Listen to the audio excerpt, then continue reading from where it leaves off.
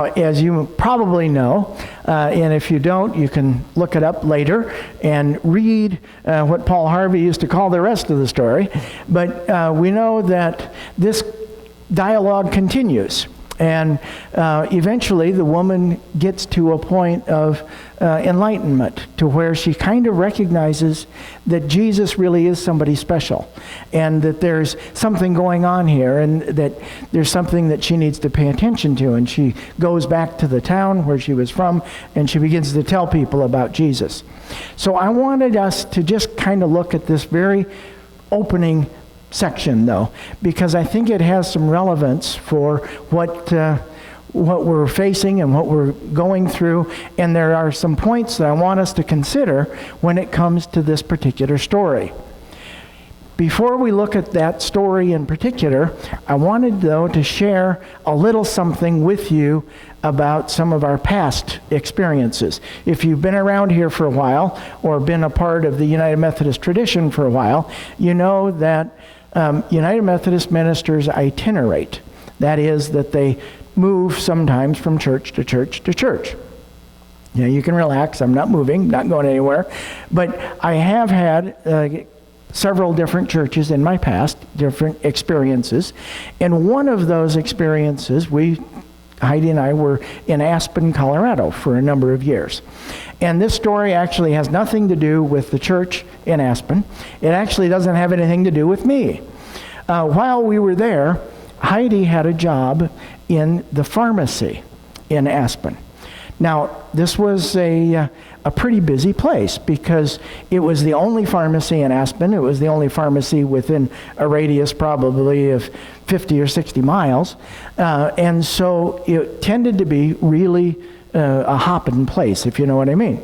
And Heidi was not a pharmacy technician in the sense that she was actually filling the prescriptions, but she was kind of the front counter person that had to ring everybody up on the cash register and kind of had to remain the calming factor in what otherwise would have been a bunch of chaos. Now, if you've been to the pharmacy lately, you'll know that there's always some separation between the counter and where the rest of the people have to wait in line. You know, they recently passed some new privacy laws and that sort of thing. And this pharmacy wasn't any different. They actually had a line painted on the floor where those who were waiting had to stay behind the line. And most of the time, people were patient and civil and so on, but every once in a while, you know, the line got to be 4 or 5 or 6 people deep, and the civility ran just a little bit short, and people had to be reminded, you gotta stay behind the line. You gotta wait your turn, you know.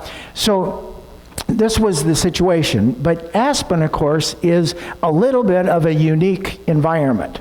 It has a culture and has some things that are a little quirky, but one of those things that makes Aspen really unique is you kind of never know who you might see or who you might run into because it's a little bit of a celebrity hangout.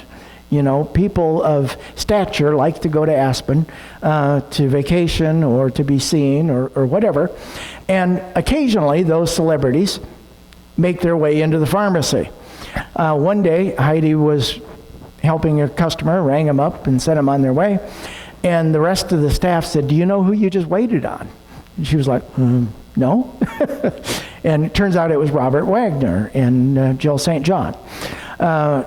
Another time, a customer came in, sunglasses, baseball hat, and Heidi had to ask him a question about, you know, his prescription. And she didn't recognize him at all, but when he answered the question, she recognized the voice. Very unique, distinctive voice. And it was Kevin Costner. So these things happen periodically. But not every celebrity that came into the pharmacy in Aspen was necessarily civilized or felt like the rules applied to them.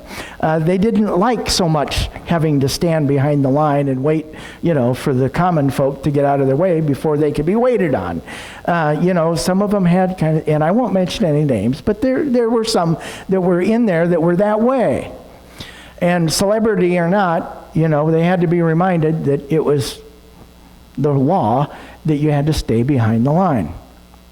Now, I bring this up only because if you read the Gospel of John kind of carefully, there is a hint of this celebrity status that the author of John kind of hints at. And I think it's worth pointing out at this point that the Gospel of John was written about 100 to 120 years after the execution of Jesus.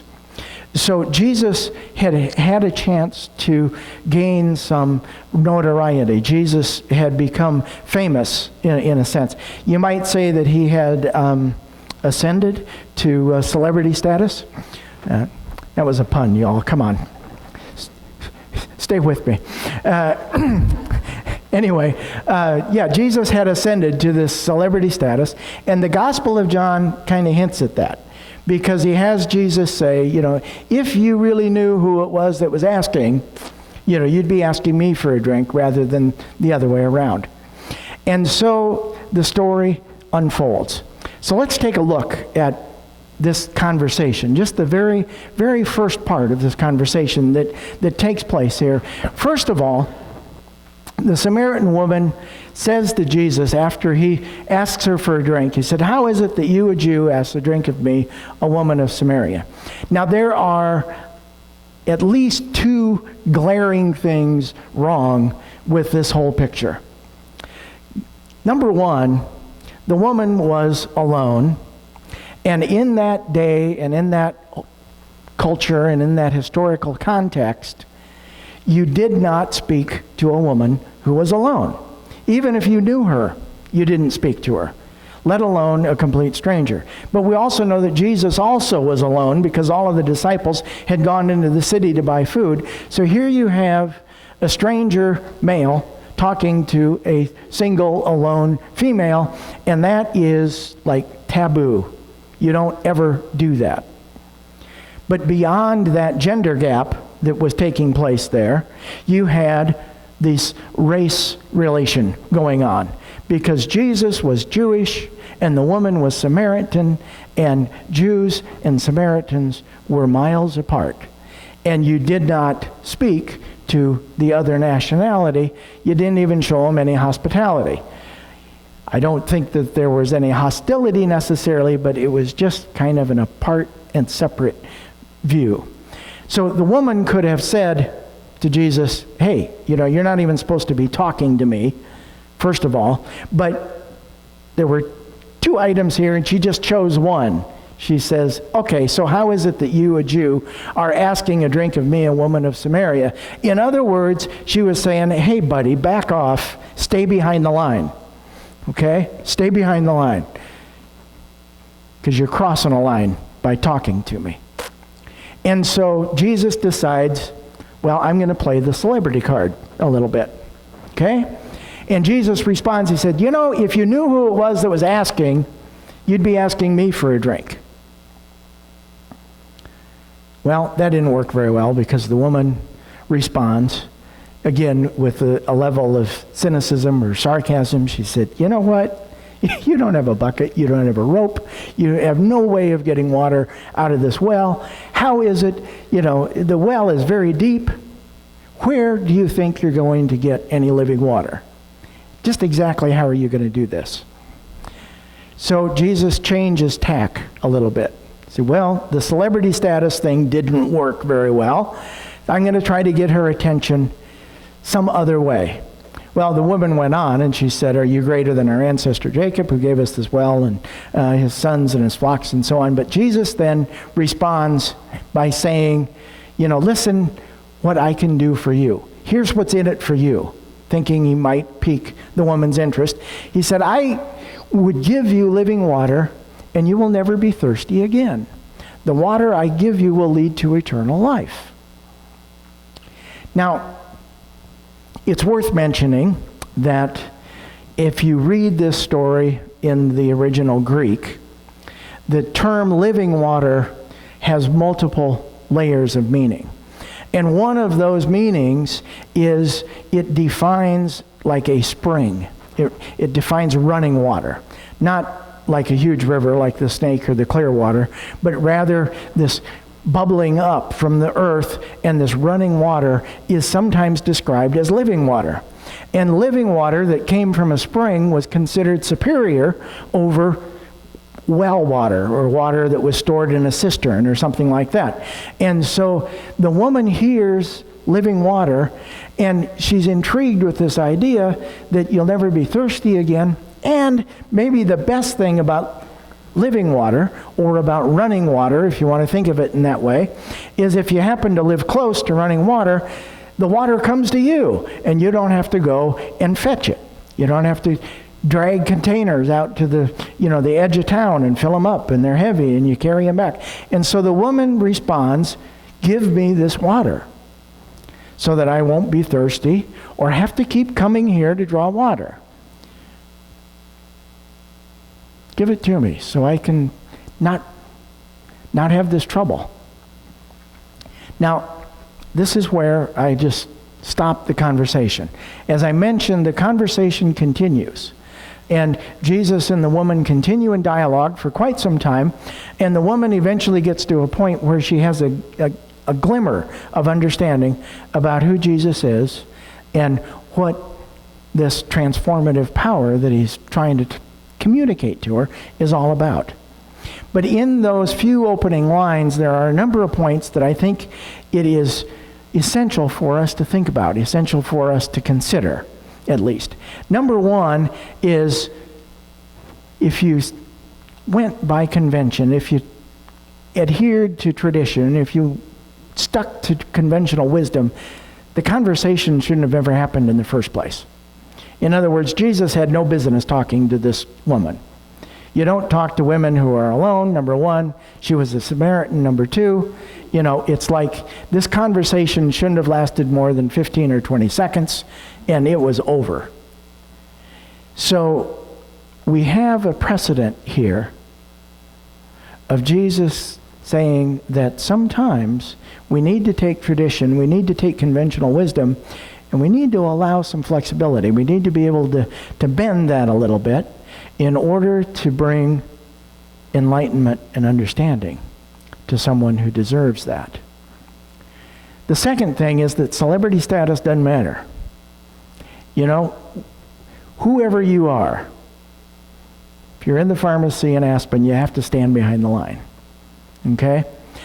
And today, in today's world, there are certain people within Christendom that seem to yield more power than maybe they should. There are TV evangelists who have millions of viewers and millions of supporters, and they have this celebrity status. They have this power, and people seem to attribute more truth or wisdom or importance to what they say than what they think for themselves. So whoever it is that is telling you something, if you don't decide for yourself, you should. In other words, just because somebody has celebrity status, just because somebody is in a leadership position, just because somebody happens to be your pastor, and that includes me, by the way, don't take my word for it. Think for yourselves. Decide for yourself. I'm always saying, these are my thoughts, these are my ideas. They don't have to be your thoughts and your ideas, but I do ask that you think about it. That is the crux of this idea, this message, is that we don't need to follow somebody else's idea. We don't need to follow somebody else's dogma. We don't have to follow anybody else's definition of what it means to be a Christian. You need to think about that for yourself and decide for yourself. And celebrity status doesn't matter. The third point is really important. There are certain times that we have to break the laws. Now, I think back to the civil rights movement, for example, in this country in the late 1950s and the early 1960s, where people were being arrested and they had demonstrations and they kind of broke the law sometimes on purpose, or they challenged the authorities. They go ahead and they walk across the bridge, or they take that seat on the bus. Whatever the situation happens to be, they kind of break the law in order to call attention to the fact that some laws are unjust. Some laws need to be challenged. There are certain attitudes that need to be changed. And this particular example, this particular story that we have in the New Testament, in the Gospel of John, is another good example of how Jesus challenged some of the laws, some of the customs, some of the norms that were there because people's lives were at stake. Things needed to change. There were more important things that had to take place. The last point is that Jesus and the woman stayed in dialogue. Now, I didn't read the entire story, but we do know that where I quit reading was not the end of the story. And Jesus and the woman continued to talk, and things continued to get more and more clear for the woman. She reached a certain level of enlightenment because she stayed in dialogue with Jesus. Even though by tradition, by law, by rights, by custom, by tradition, she should have ended that conversation 10 seconds in, she stayed in dialogue. And that is, I think, a critical concept. Because if you want to bring enlightenment to an individual or enlightenment to a group of people, if you want to try to get them to understand your position, or if you want to understand their position, if you want any level of transformation at all to take place, you cannot do that by retreating into your respective corners and surrounding yourselves only with people who think exactly like you do. Only through dialogue, only through interaction with one another is that level of transformation possible.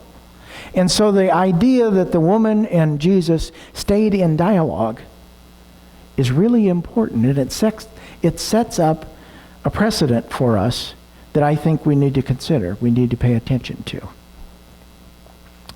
So next week, I'm traveling to annual conference. And this is that time when, all of the churches in the conference get together and we talk about things and we're in dialogue and stuff is happening and there's resolutions and legislation that's going to be passed and all of that. But this is a time that we purposely gather and talk to each other. But beyond that, next year, in 2019, there's going to be a special conference where all of the churches all over the world are going to get together, and we're going to also be in dialogue. Now, metaphorically, I can call that the well of discontent. Because quite frankly, nobody is happy, okay? I mean, there are people who are really vested in status quo, who want things to stay exactly the way they were 15, 20 years ago. And then there are another group who maybe I'd call them progressive, and they want to see change. Now, if you ask the people that are wanting to maintain status quo, their opinion is that there's already been too much change. There's already been too much stuff going on, and they want it to go back the way that it was. And if you ask the people over here on the progressive end of things, we've changed a little bit, but we've changed not nearly enough, and we've got a long ways to go yet. And so right now, nobody's happy. And we're meeting at this well of discontent. And the question is, whether do we stay or do we leave? Do we end the conversation 15 or 20 seconds in, like the woman at the well could have? Or do we stay and do we talk? Do we pursue enlightenment? Do we seek understanding? Do we try to, understand how the other person is feeling? Do we pursue that enlightenment, or do we let darkness prevail? Do we cling to the tradition, or do we break some rules? Do we move past the conventional wisdom, or do we preserve the status quo? Will we engage in dialogue, or will we slumber? That, of course, are important questions that are on our horizon. And I only point this out so that when the time comes, and this congregation needs to make a choice, that we will have the information and the tools and some of the background necessary to make the right choice.